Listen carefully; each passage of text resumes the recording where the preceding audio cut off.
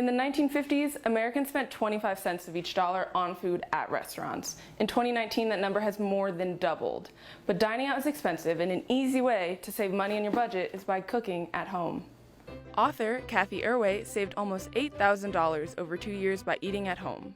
She blogged about her journey and later wrote it in a book, The Art of Eating In: How I Learned to Stop Spending and Love the Stove. I'm Cathy Erway, and I did not go to restaurants from 2006 to 2008.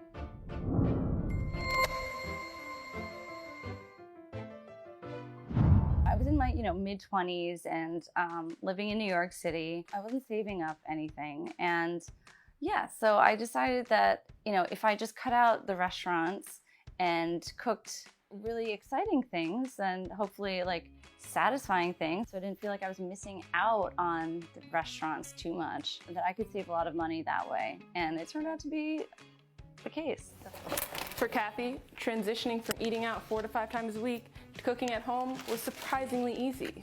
I never got too tired of cooking, because sometimes that cooking just means boiling some pasta and throwing whatever wonderful sauces you might have left over in the fridge, fresh veggies, it can be really simple. Some of the challenges I experienced along the way were just making sure that when you were traveling or going somewhere, going to a long day of work, that you could eat. You just work it into your lifestyle. You figure it out bit by bit. And so it's not impossible, and it just gets easier over time. To maintain her social life, Cathy threw potlucks and dinner parties. So when I said I was not going to go to restaurants anymore, I think my friends and family were pretty supportive, because they thought it was interesting and fun, and I wanted to have a lot of parties and dinner parties and just share recipes around amongst us. So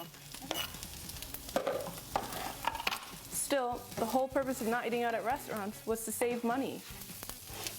I didn't specifically have a goal of how much I wanted to save, and I was actually surprised by how much I did. When I was solely cooking and not going to restaurants, I did some number crunching and found that I would spend about $25 a week roughly on groceries, and this is just for a single person household, so it's different for everybody. Compared to before, when I was living sort of just on a mixture of home cooked things and a lot of restaurants and a lot of takeout lunches, I would be spending about $100 on food for myself. So $75 a week is pretty big savings and pretty big difference. According to our calculations, Cathy saved approximately $7,800.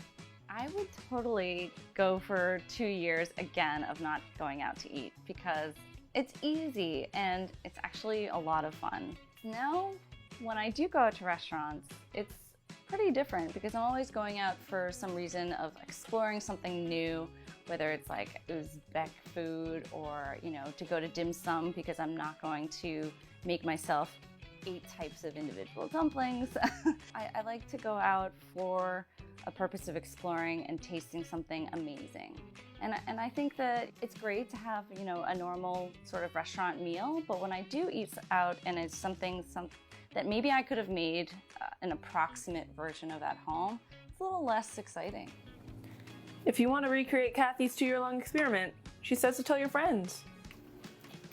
I would encourage you to tell everyone you know, and then plan a few events around this. So maybe it's a recipe share, maybe it's a potluck that you want to kick things off with.